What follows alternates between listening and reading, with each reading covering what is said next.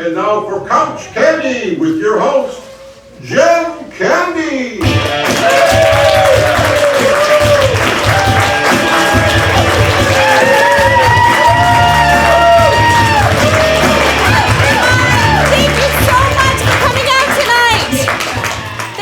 Couch Candy. I'm your host, Jen Candy. For those of you who don't know me, my father was the late, great John Candy, who is no stranger here to Second City. So tonight I have a very special guest. I have the wonderful Jerry O'Connell, star of Stand By Me, Sliders, Jerry Maguire, and The Defenders with Jim Belushi. So before I bring him out, I'm going to show you a little clip from Mad TV with the famous Keegan-Michael Key from Second City alumni. Let's watch. I know you, man. I know you. Where I know you from? I'm an actor. Wait a second. Oh, hell no. You the fat kid from Stand By Me. I was in Stand By Me. You weren't Stand By Me. You was a little chubby kid. I was husky back then. Husky? Thank you. It was nice talking to you. You was a little chubby boy in Stand By Me, and I love that movie. That movie took it to the H&L. H&L? Whole never left, baby. A whole never left. Okay. Can I tell you something? That movie resonated with me. Because I was overweight as a child, too. Take a look. Wow, you were obese, actually. I was 627 pounds. 9 years old. Yeah, I was just like a little husky. I wasn't... Hey, man, I don't even know if you know this, okay? But Rebecca Romaine's husband is supposed to be up in here doing some kind of acting thing. And I'm just hoping to catch a glimpse of her. That's me. I'm married to Rebecca Romaine. Everyone, give me a round of applause for Jerry O'Connell!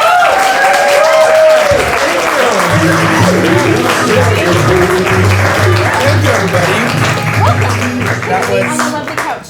his career went super south after that. Yeah, no one knows his name, and he doesn't have a show. It's pretty remarkable, actually. Right, isn't it? But you know, it just goes to show you, like, none of that stuff happens overnight. Like, he was in Second City decades ago. Yeah, I and was it's working at the box office at Second City, and he was on the main stage there. So I've known him before I've known you. I mean, and it's so funny, and he's like just now becoming like. He's coming into it. It's crazy, like careers, how they happen. I know, it's ridiculous. So for those of you who don't know, I ask every guest a question beforehand, and what your favorite candy is. It was peanut M&Ms. I normally don't buy them because I obsess over them and I eat them too much. But when they're around me, I usually have them. So I have a bad habit of eating them with milk. I drink milk and eat them, and I do it for like breakfast and everything. Do you like cereal? Yeah, it's really bad. It's a really bad That habit. is a bad habit. And it's something. I'm now married, and my wife is, also an actress and always trying to stay in shape, and not allowed to have them in the house, man. Really? Yeah, So, just can't do it. So it's freedom when you come out of the house. It's crazy. It's crazy. It really is. Did it start at a young age? I actually, I'll let you when I finish was younger, I was in Stand By Me. I was, as you could see from that clip, and. From people yelling at me on the street. I was the fat kid in Stand By Me. It happens. It just happened actually coming here. Yo, man, fat kid from Stand By Me. Did it really? God, even like I met Mindy Kaling at a party, and I was like, Really? Mindy, I'm such a fan and everything, and she was like, you were the fat kid in that movie. And I was like, everyone. It's just sort of. It's sad that that's... It's funny. When I was like a teenager, like it used to bother me, I think, when I was like not insecure, but when you're like a teenager, like, fuck you, man. Like, don't fucking say that. Like, say it to my face, bro. Come on and say it to my face. But then I realized, what am I getting mad about? It's just like, it's something that's always going to be there, I mean, it's just going to be there. Yes, that was me. It's just easier to just go, yes, that was me. It. Found out recently my wife, like a big reason why my wife and I are together is because my wife was really into that film. Really into that movie. Well, when I did it, I was 11. You were 11? I was 11. I grew up in New York City. I grew up in Manhattan. I went to a junior high school for artists and writers. It's called Clinton. It was one of the first sort of like satellite schools in New York. It was a public school, but it was one of the first like like 400 kid schools as opposed to the 3,000 kid schools, and a general audition came through that school. Oh wow! And I was familiar. I took an acting class on the weekends at a place called HB Studios, but I was by no means like a child actor. I mean, it's so funny. So Stand By Me comes out. Well, I go do Stand By Me. We shoot it in Oregon. My grandparents came with us. You know, it was a big deal. It was a big deal. Yeah. Rob Reiner directed it. But Rob Reiner directed it. This is before he did like Misery and Harry Met Sally. The son of. But after Spinal Tap and all that stuff. But I came back home after shooting that movie, and my father, who's British, love him. He's still around. Was in advertising. So I had been around commercials. I was an extra in a commercial that he shot. That he was a part of, like his office, and and my father's British, and he went, right, now that you're back after filming that movie, don't tell anyone that you were in a movie because it will never be released. No one will ever. Trust me, I work with all kinds of people who make films. They never see the light of day. Don't tell anyone you were in this movie.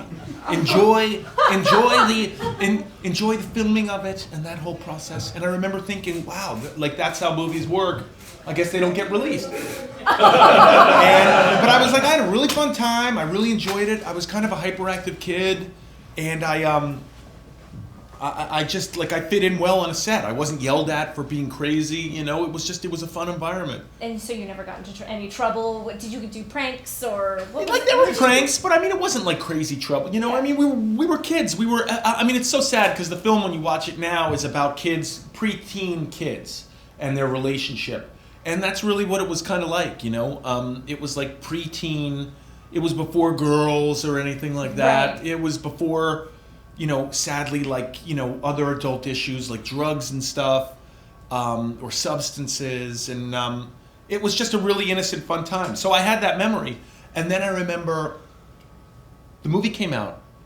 I saw it with my grandparents because they were there for the shooting, and we went to the Upper East Side, and I remember sitting in the movie. And we saw it. This is like, oh, guys, this is in the old days. There was no Fandango or anything. Like you went, and you like bought tickets, and they gave you a ticket. You went in, and I remember walking out with my grandparents, and the lady who sold us the ticket was like, "Hey, were you in that movie?" and I was like, "Yeah." And she was like, "You were the fat kid?" And I was like, "I'm kidding." She didn't say that, but I said, "Yeah." She said, "Yeah," and she went, "Oh man. Come here," and she gave us our money back, and she was like, "Stars don't have to pay." Aww. And my grandparents, like, my grandfather thought that was amazing, like telling people we were taking the train back, and he was like, he was in the movie, and we didn't have to pay, and they had food at the movie on the spread. It's so funny. So the movie comes out. And I remember sitting in a Chinese restaurant with my parents. Tell me when this is boring. Is this like the worst episode of Couch Candy? I'm entertained by it. Couch Candy is canceled. Sorry. I'm sorry. Because of me. I was sitting in a Chinese restaurant called Hunan Royal with my parents. And the movie had come out. And I grew up in Chelsea, which, I mean, I don't think I'm offending anyone. This is like all fact. It was a predominantly like gay neighborhood growing up, you know. Okay. The West Village, Chelsea, I guess the equivalent in San Francisco would be the Castro, West Hollywood here in LA. That's where I grew up. And I remember two guys were sitting next to us at Hunan Royal. And I'm sitting there just eating beef and broccoli. That was my dish. That was your thing. And I remember one of the guys saying to the other one, "Oh my God, have you seen Stand By Me?" And the other guy going, "Yes, oh my God, how good was it?" And then being like, it was the best film I've ever seen. And I remember I was sitting with my parents, and I like leaned over my dad, and I went, "Dad, they're talking about Stand By Me." And he was like, "Huh?" And I was like, "They're talking about that movie that you said was never going to be released. They're talking about it." And that was like when I knew, like, wow, this is gonna be a deal. This is going to be a thing. This is This is going to be a thing. Making history right here. But it really wasn't until I went to college. I went to NYU. I went to film school. That like all those film school nerds were like when I remember freshman registration, like standing in a line and like guys and girls being like, "What the fuck? You were in Stand By Me?" And I remember it.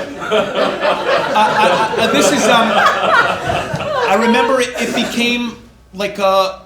It was like a. I mean, how do I explain that? I feel like, wow, couch candy is like it's like a shrink. I'm sorry. I should lie on this couch. Would you like to lay down? We have the pillows for you. Papa's been drinking. And my papa said it would never come out. What was it real? What were your parents He would burn me with cigarettes and fuck him.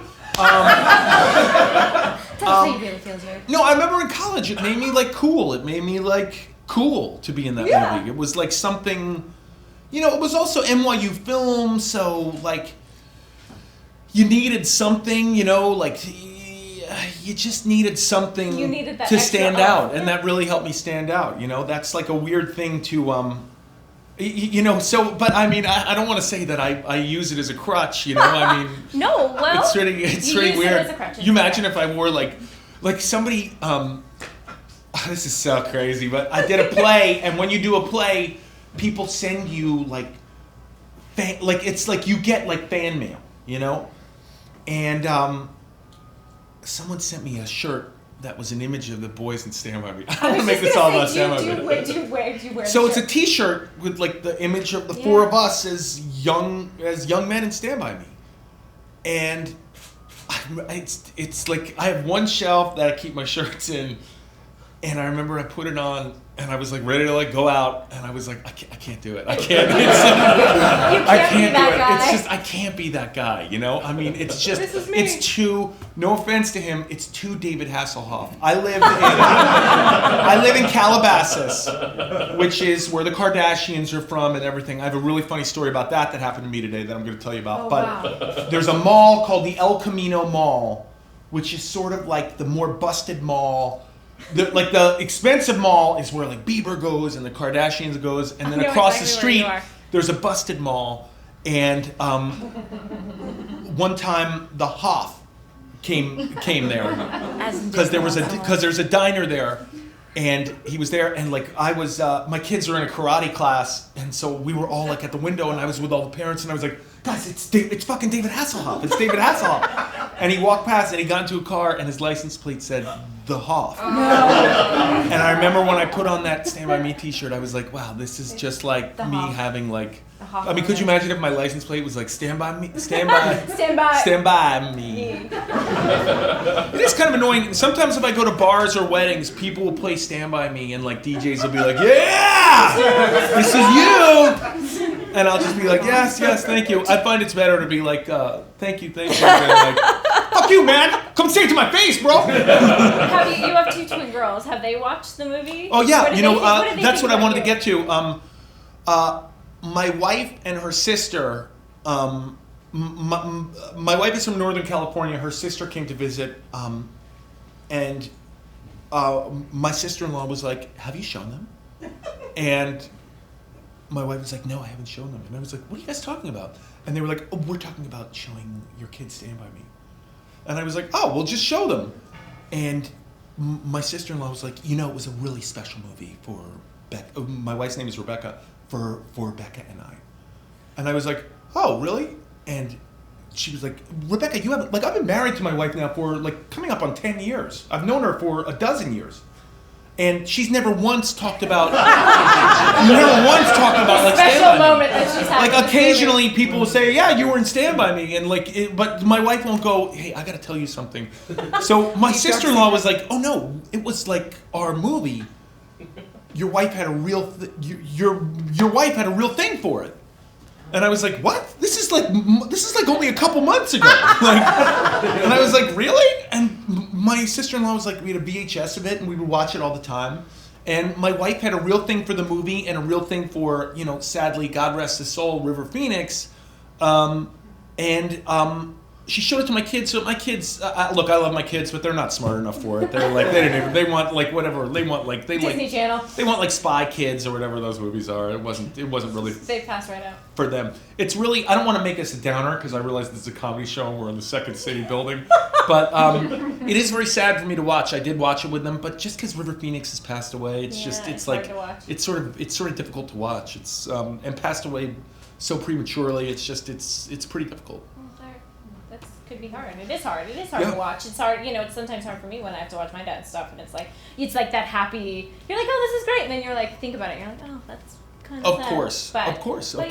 But then again, you do a lot of stuff acting wise with your wife.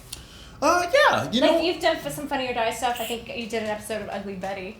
Right. No, you know what happens is usually I'm around. Right. Like my wife does a show now for TNT called The Librarians, which is about librarians with magical powers, and they shoot that in Portland. And last year, we have kids now, so if my wife goes up there, I usually come up with the kids, and my wife is working all the time, and I'm with the kids all the time.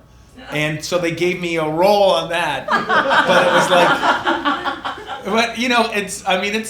it's totally fun to work on, but I mean, it is, it's just, it's just. Is it a challenge? Well, I'm around, and I'm around, and I was the fat kid in Stand By Me, so just put me in it. Like, what the hell? I'm not making any bank off of it. I'm always doing a favor, like it's always for scale. Like, I do have a clip though of you and Rebecca, I think when the twins were born, from Funny or Die. It's right. Shape-shifting. Right. So with Second City alum Jerry Minor. Yes. Who is a real close friend of mine and real influence. Those you don't know him. So even though that you haven't, per se, taken classes in Second City, you've worked with a lot of... Well, you know what's funny? It's sort of nostalgic for me coming in this building. My first UCB class was here. Before this was Second City. Yeah. This is how old I am. I think this is about a dozen years ago. I took UCB 101. I guess you call it Sketch 1 here, right? Con 1. What class is and, that? Improv 1. IFA. It was at that. It was in that room down the hall. So it's crazy. Fireplace. But I mean, UCB is just basically. It's just I'm sort of interested in Second City wasn't here until recently.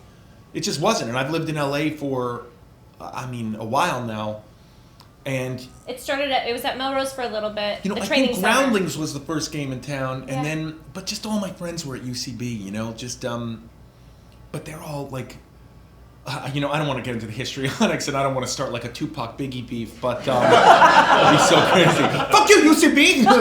Come and say it to my face! Blah, blah, blah, blah.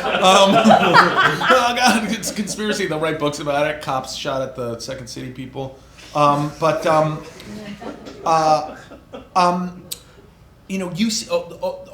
UCB like sort of idols. It's funny. I worked with a guy named Horatio Sanz in a movie, and he said to me during the movie, he said, "Have you ever done any improv?" And I said, "No." I'm dating myself. This is in 2000. He said, "Have you ever done any improv?" I said, "No." He said, "You should." And that was the first time I was like, huh. And he was like, "Look, we're starting a new thing called Upright Citizens UCB Brigade. We're in Chicago, but we're coming to New York and LA. You should take those classes." And I did. And my teachers are just like, your teachers are just so unbelievable. Well, the teachers are who you end up watching or you admire.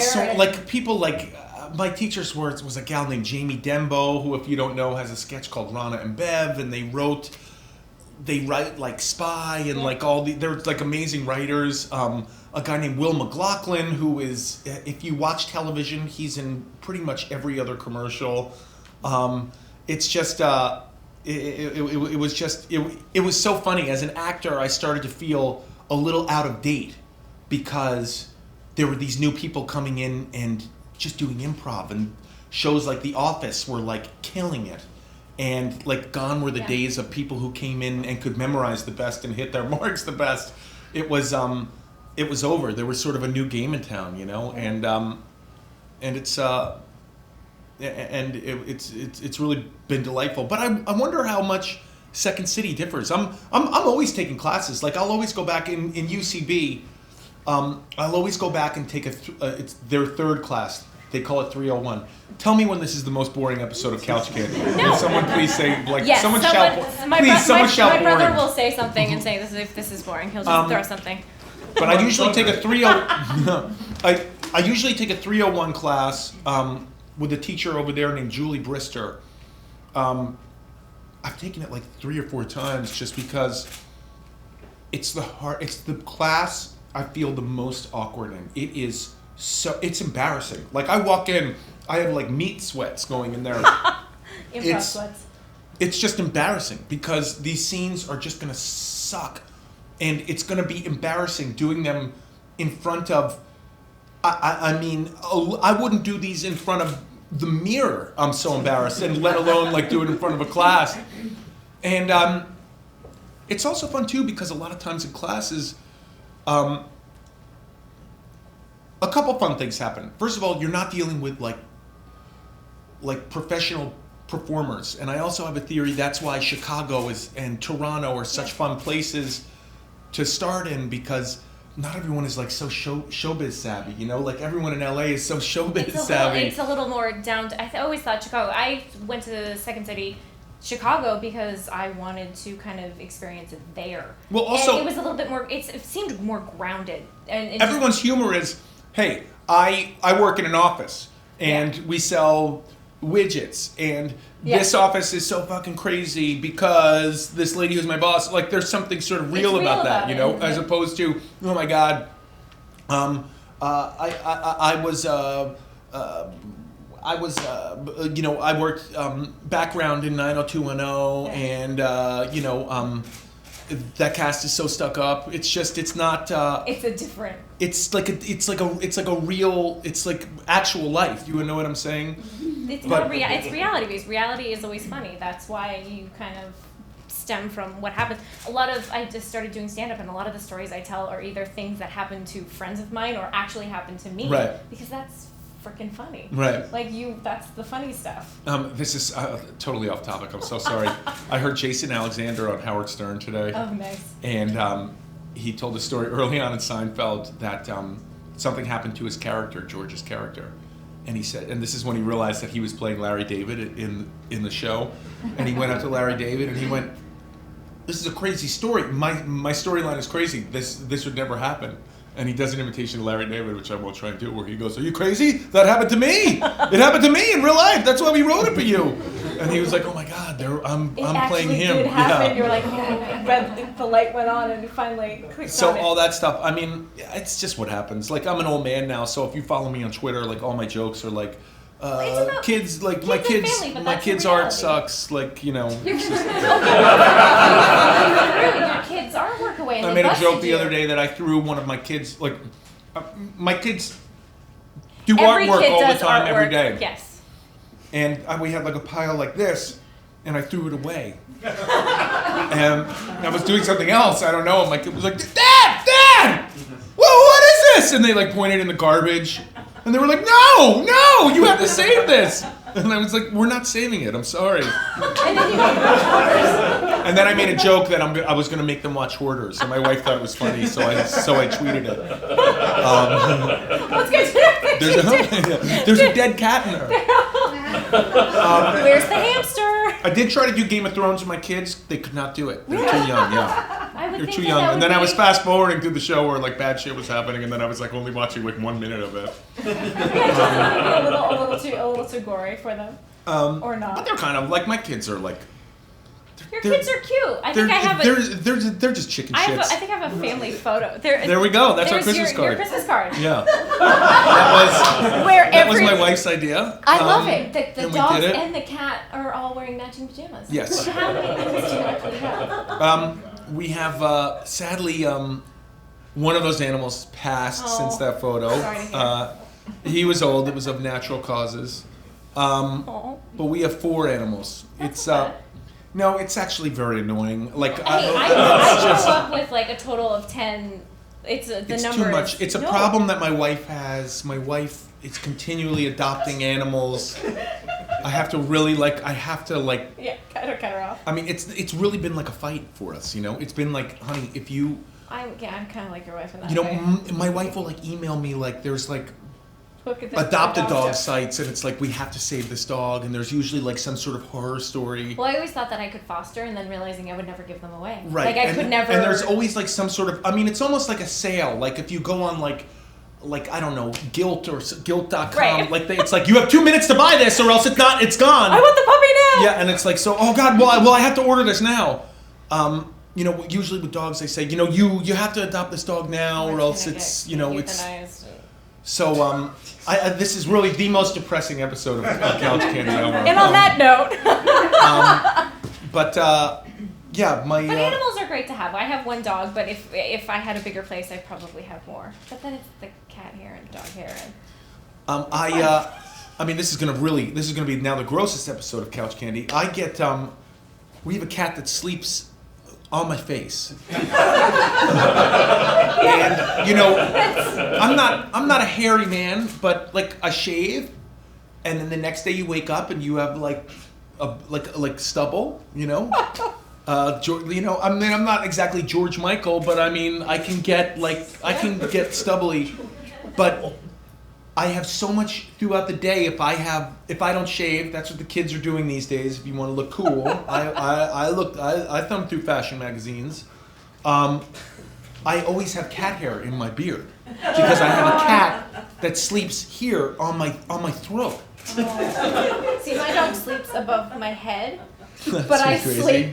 sleep slightly down Right. from the wall. I don't like To give the dog room. Because he learned, because I kick, so he learned the safe place was up there. Right. Sadly, though, it's perfect level for my husband's face. So the dog asked. So Right. Brian wakes up. Ass he's like, to mouth. and there's the conversation always of, we have to train him to not sleep in the bed. It's just never gonna happen. And it's never gonna happen. No, and I, It's just never gonna happen. No, it isn't, and that's what I keep saying. It's never gonna happen. But speaking of beds, I want to show this clip because it's Funny or Die, and it's got your wife and Jerry in it. So let's take a look. Woo! Woo! Jerry! Yeah. Yes, honey. How do I look? Do I look pregnant? Yeah. You look pregnant. Yes. How about now? Yeah. Yes. You look pregnant. How about now? Yeah, you're still pregnant. It's don't turn into me. This totally sucks. This is all your fault. You and your stupid non-mutant sperm makes these babies too human to shapeshift. I can't get rid of this bump. It's so stupid. Hey, rub Mama's feet. You want me to rub your feet? Come on, rub my feet. Why do you have to be Jerry Minor? Because I like him. I think he's funny. He's your friend. No, I don't want to rub Jerry Minor's feet. I don't want to. Come on, Jerry. Stop being a douche. Rub my feet. Okay, come on.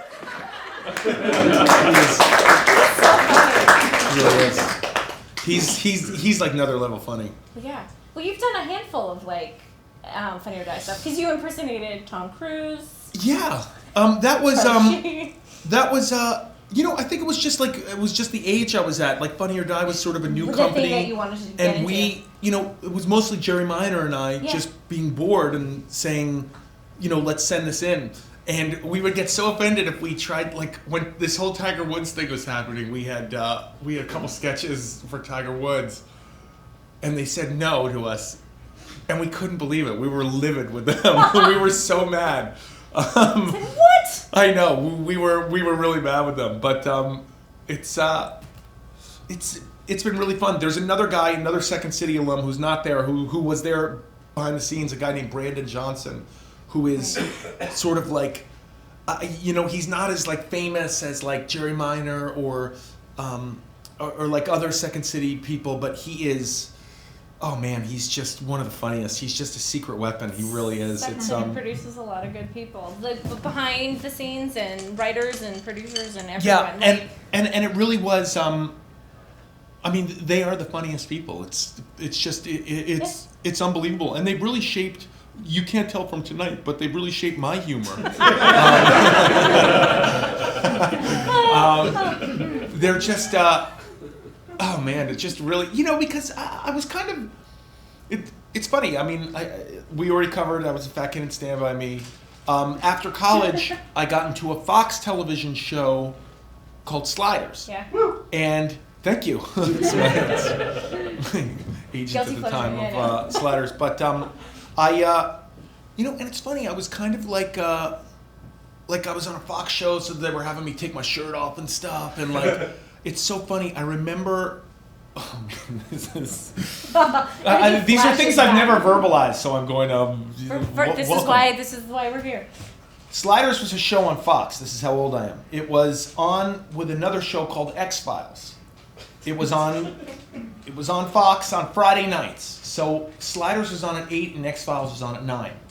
And we did an interview for they did an interview. We shot both of those shows in Vancouver, Canada. I became friendly with David Duchovny. Yeah. Super nice guy. I was right out of college. I didn't know anyone. He was like an older dude, but he was like very much like, he was a stud. And he was like, this is where we all go out. This is the bar we all go to. Come and hang out. Very friendly. Introduced me to everybody. Very nice. Didn't have to be. Way nice. Listen, I then became his age, and I was not nearly as nice to the younger people at all. But super nice guy. We did an interview for Entertainment Tonight because it was like a Friday night on Fox sort of thing. And there was a reporter, I don't know who, but very attractive, sort of like on-camera personality, who was like, hey, so how does it feel, the two of you being sci-fi guys?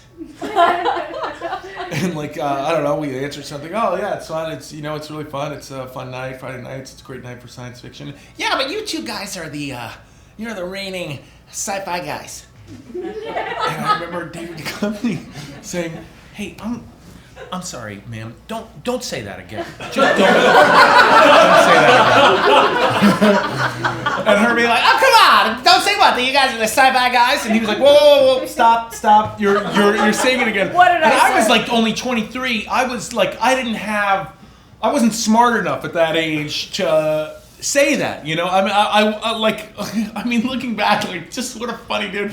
Like, man, please stop. Please don't say that again. And the woman kept saying, like, you guys are sci-fi guys. So sci-fi. And,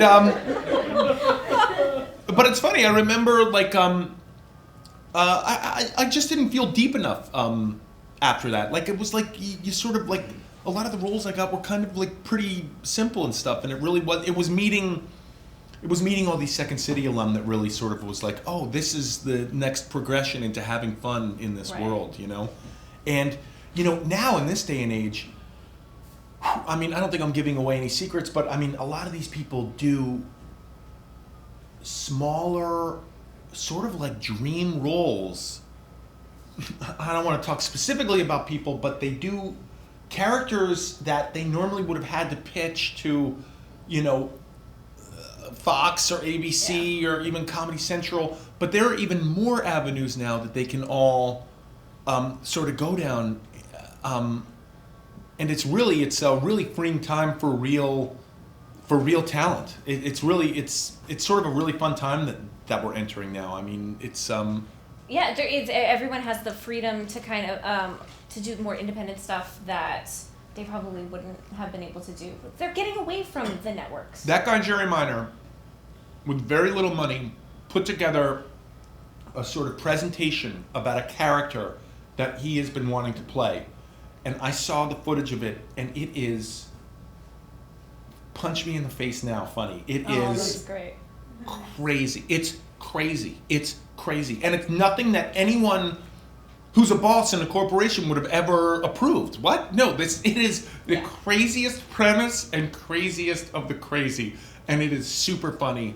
And that couldn't happen until 2015, when it was affordable to shoot something on a digital camera, and B, your iPhone, you can shoot great quality nowadays. It's ridiculous. Sure. Sadly, I have a Samsung Galaxy. Oh. That's okay. But I do want to say, my wife has an Apple. This is really the most boring episode of the show. My wife has an Apple. I took it to the Apple store. I'd never really been in the Apple store. It's just white. I usually buy Apple products. This is really going to be boring. I usually buy refurbished Apple products online. That's my thing. That's good. I have a thing about like, it's like a gambler thing also. Like, don't bet on the favorite. Like, always like, I usually get one generation older, refurbished. You get a great price. That's the way to do it. It Right. works just as well. It's fine. I'm not someone who's judged if I have an iPhone 6 or a 7 or whatever. I don't give a shit. Right. I'm too old for that shit. I just am. Like, And it's. you're not that old. I know, but it's funny. Like, I can tell, like, people, like, if I go to the gym, like, headphones are like a big deal. Like, like now you have to have Bluetooth headphones, bro. Like, you have wires in your headphones? That's so old school. Like, I thought you were the fucking stand by me, bro. I don't know what that accent was and why I gave that person who's into headphones that accent, but That's what he wanted. but I went to the Apple store. My wife had a problem with her computer. The customer service at Apple is so amazing. I was really blown away. I almost You almost converted then? No, I almost wrote a review on Yelp for the Woodland Hills Apple store and how nice the guy I worked with. I couldn't believe, not only was the guy who helped me patient with me, there was like an older woman next to me who kept mistaking the screen of her her MacBook for like a touch screen. And he was saying, oh no ma'am, you have to use the keys. Like, everyone was so nice there. I was blown away. By the way, I'm like I know everyone's like into Tim Cook and like Steve Jobs, and you know, when the new iPhone product, Mac products come out, everybody freaks out. Like, I get it now. It's a real, like, I'm like, I might have to put an Apple sticker on the back of my car. You might. I might have to be that person. You might have to do that. Now, do you remember? I mean, could you imagine if I put an Acer sticker on the back of my car? Acer, bro? Yeah. You're a gamer. Windows. Aww. Oh God, I heard a really sad commercial. Like, I watched the news last night. I watched local news. That's another problem I have. I just love local news. It's so, because I have kids and I live in a suburb of, I live in Woodland Hills. Yeah. And I like to know if there's like a murder out there or something, and it's like something you can only get on local news, and there's some, or if there's a water main break. I'm just old. You get into that shit, you know. You're informed. You're well informed in your neighborhood. But I was watching the local news last night, and the newscaster is a really like super uber newscaster. He's actually the guy in that Jake Gyllenhaal movie about the news guy. Did anyone see that? It was a really good movie. Nightcrawler. Nightcrawler. He's the newscaster. The guy who plays the newscaster who talks like this in Nightcrawler is the actual newscaster. His name is what is his name? Chambers, something Chambers, which is obviously like a made-up name, like a news name, you know. Rick Chambers is his name. Rick Chambers, and he's like a super like good-looking alpha male. And he's actually also the voice of Morongo Casino. Oh, the Morongo. Yeah. Now I know exactly what you're talking about. This is the most insane. I swear I'm not high. I swear to you. Could you imagine if I was just like, it's so baked, guys. Last night he had a story like coming. He was like, and coming up, the new Windows update is coming out, so everyone's getting real excited for that. And I remember being like, who the fuck gets excited for Windows? Like, is anyone like? They're making it really. They're stretching it. Like, that had to be like product. Like, someone paid them to say that. Like, no one has been like, oh, dude, gonna update Windows. No, not really. It's so sad. When I went to that Apple store, tell me when we should start talking about acting again. Well, then we can I went to that Apple tell us the store. story, and then I want to find out how. Right across the way. It's in a big mall that I go to, and the Apple store is packed. There's a fucking 2-hour wait. Everybody's in there. They have like only have 3 products, but they like put hundreds of them out, and everyone's like touching them, and they're all on chains, and you're not sure if there's gonna be like a massive like snatch and grab or dash and grab or whatever they call them, but. It's just like there's electricity there, and everybody's young and hip, and like the person helping you has sleeve tattoos, and it's just cool. And then right across the way in the mall is the Microsoft store, and it is fucking empty. It's like that in It is empty. Don't feel that bad for them. I have an Xbox, and that's all Microsoft. So somebody's getting paid over there. Like, calm down. It's not like it's. We're really sad for them. Yeah, Someone's still making lots of money. It's not like it's Radio Shack. Calm down, everybody. Now, Radio Shack. Do you remember when we met with Defenders? Yeah, we worked together on a television show for CBS called The Defenders. Yep. With fellow Second City alum Mr. Belushi. What was that like working with Jim? I loved him. I mean, he really does bring... We had him on the show a couple weeks ago. He really does bring sort of like a professional improvist sort of attitude to sort of that old school procedural, you know, because we did a CBS procedural. You know, there was a murder, someone was wrongly accused, and then he and I had to somehow find them innocent. Now, is it true? Were you actually going to become a lawyer? I was in. Did you? I was in night law school. I was in night law school for one. I'm a law school dropout. Law school dropout. Because I remember learning that when I met you on set. But they were like, so he was at law school. I went to a school here in LA called Southwestern. It's an accredited school. You can't make fun of me. Did you always want to do that, or was that just something? You know, my wife. I took a year off. I was in a TV show that got canceled. I took a year off. We had 2 little kids. My wife was working, I mean, really, I had done as many UCB classes as I could. I just, I wanted to go to grad school, and I applied to law school. I took the LSATs, and I went. There you go. Wow. So you're smart. I mean, not really. I got the hell out of there. I dropped out. It's pretty interesting. I mean, there's some interesting stuff. Yeah. It helped you prepare for the role in Defenders. It was fun. You know, I have to say, I would probably, like, looking back, I wouldn't have gone to law school. Like, now that I haven't come back, those credits don't apply anymore. It's something you have to do within a certain time period because everything revolves around taking the bar. And I probably would have done something that would have worked toward a degree that would still, like, those credits would still count, you know? They, but it was interesting. We're really putting people to sleep in law school. No, law school's interesting. I do have a slideshow. When I was talking about Defenders and all that, I realized that you and my dad actually have a lot in common. Okay. So I found 5 reasons, kind of like 6 degrees of Kevin Bacon, why you and my dad are similar. I'm really looking forward to this. And it ties into what we were just talking about. So let's take a look at this. So you both worked with Jim Belushi. Okay. So this is on the set of Defenders. And do you remember that photo being taken where do you remember where you were in that? You have to go look. Go over and look at this. Go look. So I'm in a beach chair. Which was my beach chair that I think you... I'm in a driveway. I do look super cool with my sunglasses. You were. You did look super cool. Are we in someone's garage? No. But that's a good answer. I think we're in an airport hangar. We're in that airport hangar. We're in that Santa Monica airport. Right. Oh my God, that is such a... I do have to say, I was heavily drinking in those days. Were you really? I was probably very hungover. You probably could have been hungover then. Yeah, there's a very good possibility of that. So, Defenders, and then the next photo. So my dad and Jim, both Jim playing a police officer, and then Jim playing a lawyer. So kind of in that. He always likes playing those characters that are. Oh my God! Look at those two, hilarious. Isn't that a great photo? I know, it really the is. Young Jim, and then. So you both worked in commercials. Okay. So. Okay. There we go. My dad's first commercial was Cadet Cleaners. Is this in Canada? This is in Canada. That's hilarious. I'm a little baby. Oh, get out! Just kidding. Oh, shit, man. That's me in a Clearasil commercial. That's me calling someone a pizza face. Did you have acne as a child? You know, I did go through a period where I got acne on my forehead and on the back of my neck.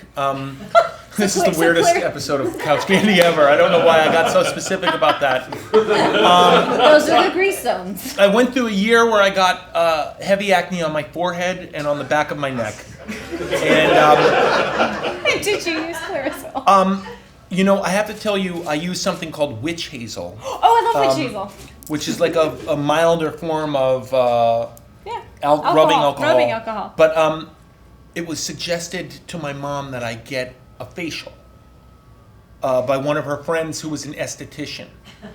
So I went to see the esthetician, who was like a classic, like she had like an accent, and she was like, "This is gonna be okay." I think she was Russian, and she was like, "We're gonna take care of this. It's all gonna be. This is just puberty or young man." And she like not operated on me, but It was surgery. she like popped all the zits on my forehead. She was like, "We're gonna clean this area. This is what we do. We clean from the root, the pimples.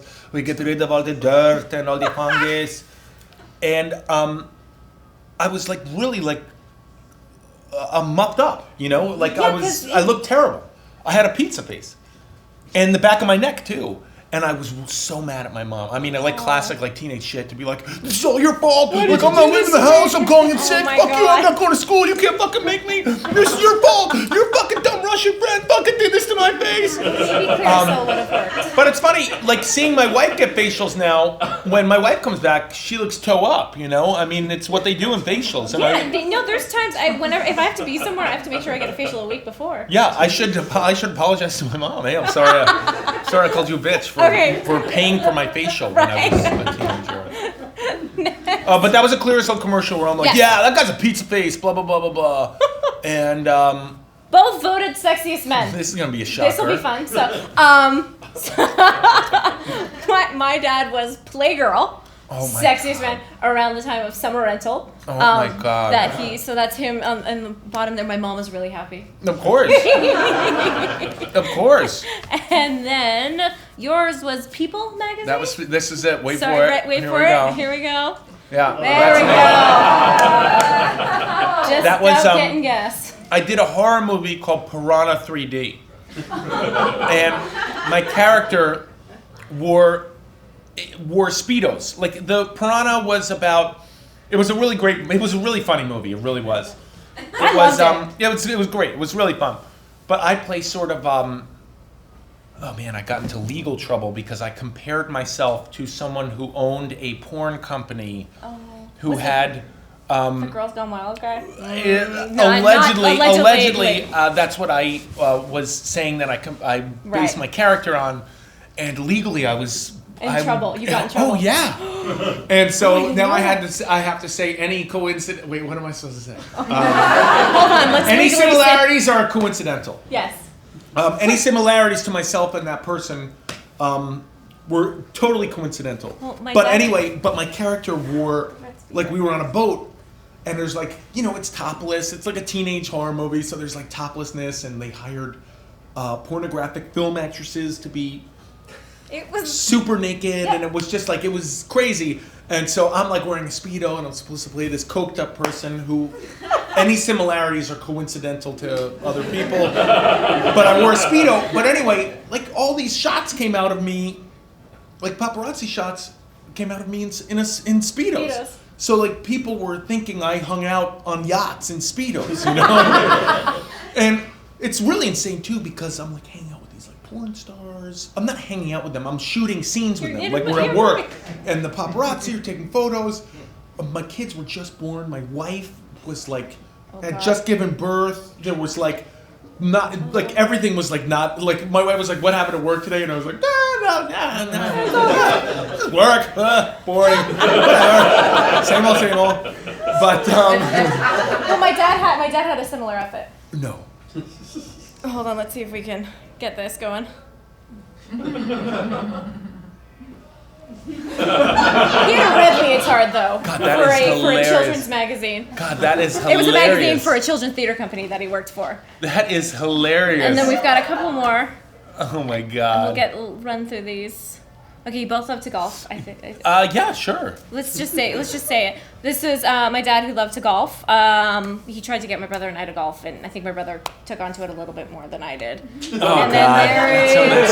I just had to. Sorry, I had to. Do you That's actually really hilarious. love to golf? I actually I'm terrible at it, but I do. Yeah. There you go. I I'm golf not a very lot. good at it either, but then I do. And then our last similarity is you both hate roller coasters. My dad, national that's so vacation funny. at Of Wally World, course, of aka course. Six Flags Magic Mountain. Of He had course. to ride this ride over and over again because of take after take after take. And then this next photo, if it'll play, maybe not, is of all of Oh us. my God, that's us at work. Look at And that. when we went on the Universal Studios Right. trip. That's at Halloween Horror Nights. At Halloween remember? Horror Nights, and Oh my my husband in the back, God. and we're all terrified. That is so funny. Once a year, we all go to Halloween Horror Nights at It's so Universal much fun. Studios. I have to say it is so much fun. It really is. I mean, it's legal here in the state of California, so it's sort of fun to go there high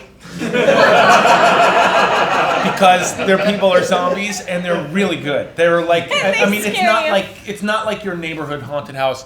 It is something my wife and I do every year. Yeah. And it's like, it's so funny. Like I'm sorry I talk about my kids so much. I hate people who do that, but our kids are 6 and my wife and I are like, are they old enough? Can we do it? And my wife is like, not yet. I don't You have think to so. go to the Disneyland one.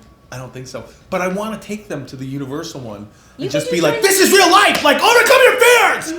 Don't be afraid! Crash course. These zombies are not real! Deal with it!